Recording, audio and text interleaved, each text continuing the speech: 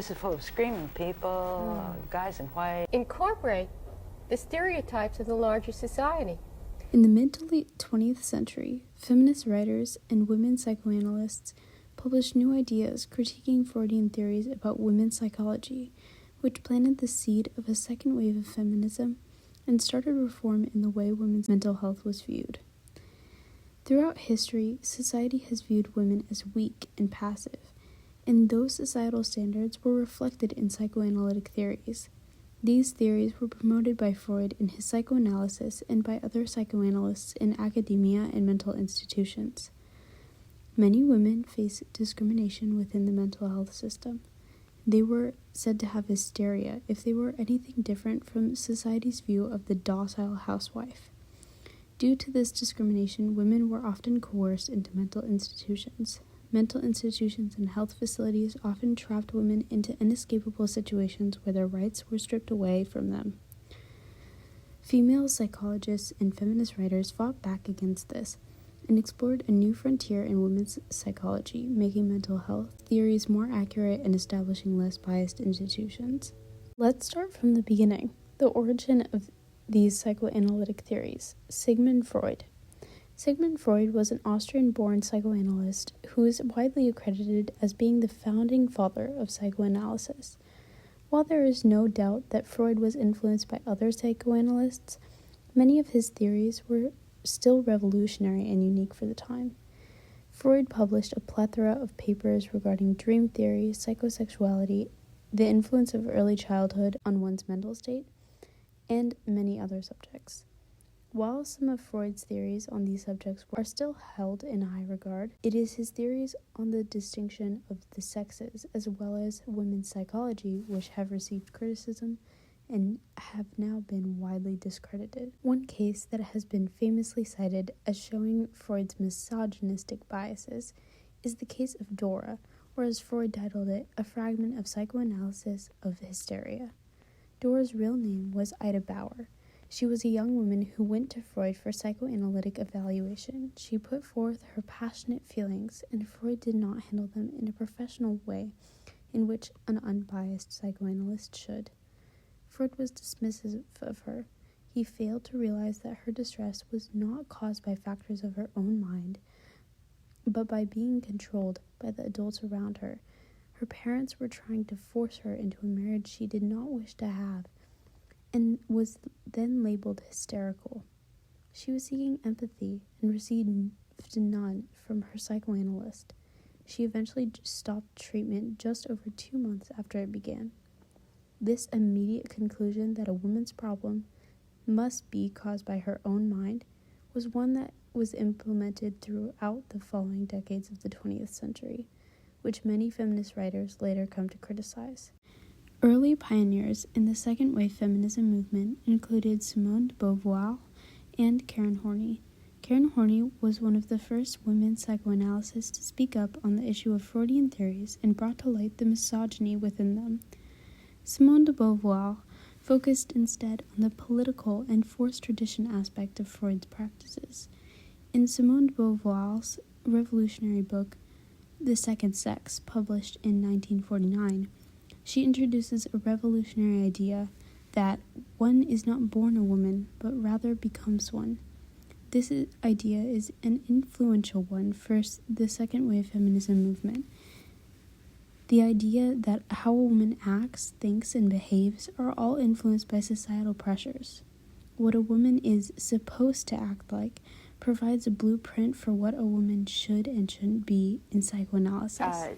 Such feminists as Kate Millett and Naomi Weinstein and others have talked about psychotherapy as a tool of oppression against women. I guess it's true, but if freedom to say how Freud was used to persuade women that they had to be mothers and to stay home and to play their feminine role. And I am quite of the idea that the psychoanalysis, particularly, has been a way of oppressing women used by men in many cases, I don't say in all cases, but in many cases, it has been used to oppress women and to make women stay home, have children and nothing more. Easy for the man to believe, because so they can be oppressor and sadist without remorse, since it is said that women are masochist, which I don't think at all. So I agree with Kate Millett and you and all about the bad use of psychotherapy regarding women. Karen Horney more so focused on the psychoanalytic inaccuracies that were influenced by preconceived patriarchal biases. One Freudian theory that Karen Horney primarily focuses on the flaws of is that of penis envy.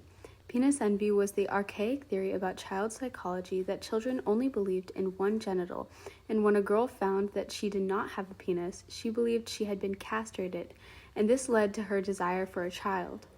Karen Horney wrote about the obvious errors in this theory, the sexist implications behind it, and how this school of thought was a result of gender power imbalances. As the second wave feminism movement began to gain traction, more and more women were being introduced to the conversation.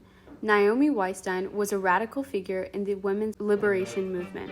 She was even in a band named the Chicago Women's Liberation Rock Band. She had radical opinions on the matter of women's liberation in psychology and wasn't afraid to voice them. Weinstein published a paper in 1971 titled Psychology Constructs the Female, or The Fantasy Life of the Male Psychologist, with some attention to the fantasies of his friends, the male biologist and male anthropologist, which contained theories about how most of the things that institutions deem mental health issues for women were actually the cause of society. Psychiatrists and clinicians and people who are involved in the mental health business or trade incorporate the stereotypes of the larger society. And the larger society think that women are childish, dependent, narcissistic, vain, low self-esteem. All they can think of are the stereotypes that they have been brought up with. Kate Millett was another radical figure in the women's liberation movement. As a civil rights activist, she played a big part in enacting change in respect to women's mental health and how women were treated in mental health facilities.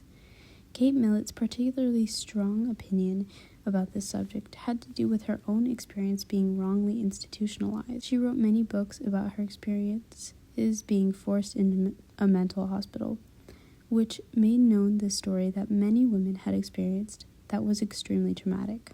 Doctor's office was in the locked room. Yeah, and the place is full of screaming people, guys in white, ambulances. Everybody's being coerced into it. It's the worst jail you ever saw. No matter what you said, you were going to get slammed. That's it. Busted. Over time, through feminist pushback against Freud, the groups of psychoanalysts for and against his theories became more heavily polarized. Psychologists that were for Freud's theories, specifically regarding women, tended to be very misogynistic and having very problematic views about women's place in society.